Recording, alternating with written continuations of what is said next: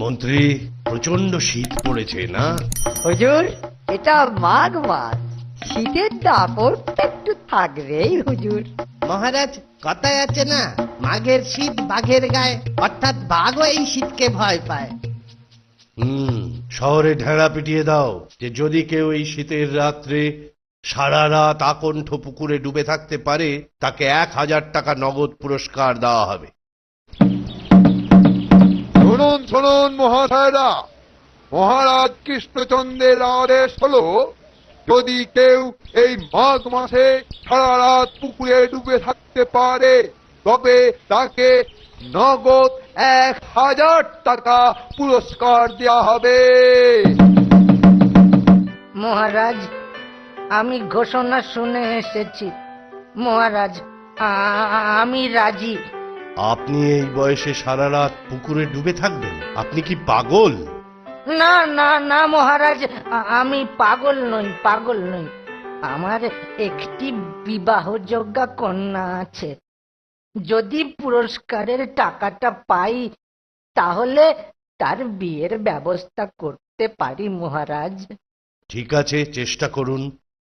এই সকলে সাক্ষী রইলেন, এই আমি আকণ্ঠ ডুবে থাকছি। প্রহরী ওর দিকে নজর রাখবে। টাকার দরকারে মানুষকে এমনই পাগল হতে হয়। ভগবান রক্ষা করুন, ভগবান। হুজুর, হুজুর, এবার এবার পুরস্কারের টাকাটা। আচ্ছা ব্রাহ্মণ, এই কনকনে শীতের রাত্রে আপনি কি করে গলা অবধি জলে ডুবেছিলেন? মহারাজ, মহারাজ, আকাশে নক্ষত্র টিপ টিপ করে কেমন জ্বলছে তাই দেখতে দেখতে রাত কেটে গেল।